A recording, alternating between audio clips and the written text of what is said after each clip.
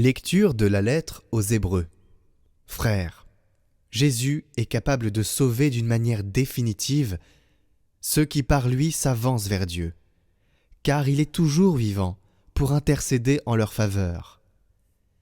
C'est bien le grand prêtre qu'il nous fallait, saint, innocent, immaculé, séparé maintenant des pécheurs. Il est désormais plus haut que les cieux. Il n'a pas besoin, comme les autres grands prêtres, d'offrir chaque jour des sacrifices, d'abord pour ses péchés personnels, puis pour ceux du peuple. Cela, il l'a fait une fois pour toutes, en s'offrant lui-même. La loi de Moïse établit comme grands prêtres des hommes remplis de faiblesse, mais la parole du serment divin, qui vient après la loi, établit comme grand prêtre le Fils, conduit pour l'éternité à sa perfection. Et voici l'essentiel de ce que nous voulons dire.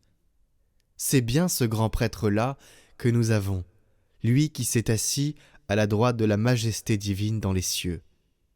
Après avoir accompli le service du véritable sanctuaire et de la véritable tente, celle qui a été dressée par le Seigneur et non par un homme, tout grand prêtre est établi pour offrir des dons et des sacrifices. Il était donc nécessaire que notre grand prêtre ait lui aussi quelque chose à offrir.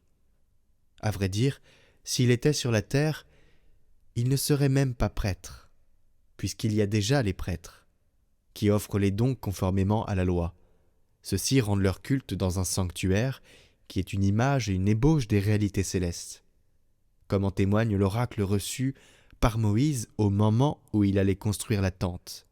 « Regarde, dit le Seigneur, tu exécuteras tout selon le modèle qui t'a été montré sur la montagne. » Quant au grand prêtre que nous avons, le service qui lui revient se distingue d'autant plus que lui est médiateur d'une alliance meilleure, reposant sur de meilleures promesses.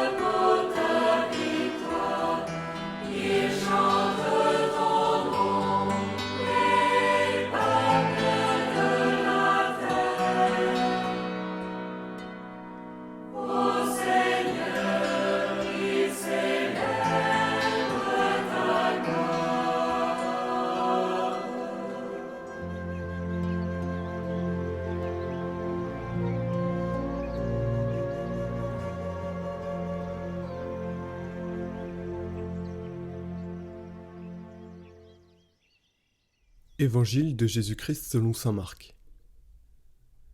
En ce temps-là, Jésus se retira avec ses disciples près de la mer, et une grande multitude de gens, venus de la Galilée, le suivirent. De Judée, de Jérusalem, d'Idumée, de Transjordanie, Et de la région de Tyr et de Sidon vinrent aussi à lui une multitude de gens qui avaient entendu parler de ce qu'il faisait. Il dit à ses disciples de tenir une barque à sa disposition pour que la foule ne l'écrase pas, car il avait fait beaucoup de guérisons, si bien que tous ceux qui souffraient de quelque mal se précipitaient sur lui pour le toucher. Et lorsque les esprits impurs le voyaient, ils se jetaient à ses pieds et criaient « Toi, tu es le Fils de Dieu !» Mais il leur défendait vivement de le faire connaître.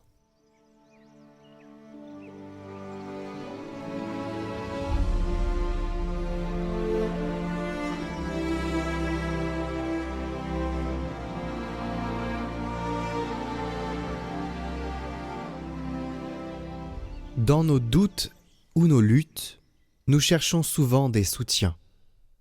L'Église enseigne que nous pouvons compter sur plusieurs intercesseurs. Les saints, les anges et bien sûr la Vierge Marie, comme le rappelle le catéchisme. Mais aujourd'hui, la lettre aux Hébreux nous présente le plus grand intercesseur, Jésus lui-même, vivant à jamais, qui se tient devant Dieu pour nous.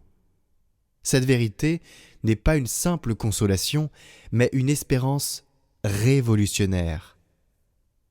Saint Irénée nous rappelle que Jésus n'est pas venu simplement pour nous enseigner ou pour donner un modèle moral, mais pour être lui-même le pont entre Dieu et nous. En s'incarnant, il a pris sur lui tout ce qui nous sépare de Dieu pour nous unir à son Père. Ce qui distingue Jésus des autres intercesseurs, c'est qu'il agit non pas par une médiation limitée, mais par une offrande unique et parfaite, sa vie donnée sur la croix. Il ne se limite pas à nous montrer la voie, il nous porte chaque jour dans son intercession devant le Père. Ce n'est pas un acte passé, mais une présence actuelle, vivante et indéfectible. Et qu'est-ce que cela change pour nous ? Eh bien cela nous libère d'une vision contractuelle de notre foi, où nous tenterions de mériter l'amour de Dieu par nos efforts. Jésus est le prêtre qui a déjà tout accompli et continue d'agir. En lui, nous ne sommes plus les spectateurs d'un culte terrestre, mais des participants à la vie divine. Nous dépendons donc d'une médiation non plus humaine, comme celle de Moïse ou d'Élie, mais du Fils de Dieu lui-même, qui nous invite à une confiance totale. Donc face à cette réalité, posons-nous une question toute simple. Où est notre confiance ? Trop souvent, nous restons accrochés à nos mérites, ou même à nos faiblesses, croyant que tout repose sur nous. Mais Jésus nous dit « Viens à moi, confie-moi tes fardeaux ». Et comme le psalmiste dit aujourd'hui « Me voici Seigneur, je viens faire ta volonté », osons avancer vers lui avec cette simplicité et avec un abandon, une volonté d'abandon, sachant qu'il intercède pour nous, qu'il nous porte dans ses mains. Disons cette parole.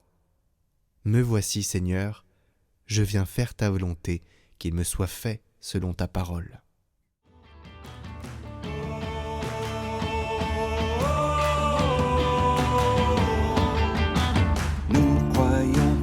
Jésus Sauveur, Fils de Dieu, il fut crucifié, dans sa mort, nous sommes baptisés. Il est vainqueur, nous étions captifs du péché, mais son sang nous a délivrés. Oui, il est vraiment ressuscité. À toi Jésus-Christ, gloire, puissance et honneur. Tu nous as donné ta vie, notre Rédempteur. Nous te glorifions, ton amour est éternel. De toi nous vivrons pour les siècles.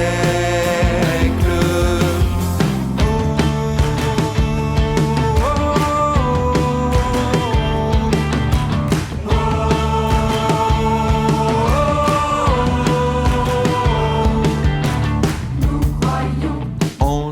Sauveur, élevé jusqu'au firmament. Il est le Tout-Puissant. Il est Seigneur l'univers. Tout lui est soumis, les enfers. Les dominations, tout genou fléchira devant lui. À toi Jésus-Christ, gloire, puissance et honneur. Tu nous as donné ta vie, notre Rédempteur. Nous te glorifions, ton amour est éternel. De toi nous vivrons pour les siècles.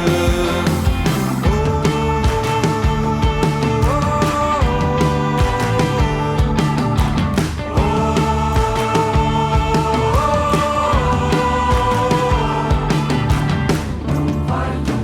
En Jésus Sauveur, son esprit inonde nos cœurs, il est là jusqu'à la fin des temps. Il est vivant, son amour vient nous fortifier en son nom. Soyons des témoins, proclamons, il nous a libérés. à toi Jésus-Christ, gloire, puissance et honneur. Tu nous as donné ta vie, notre Rédempteur.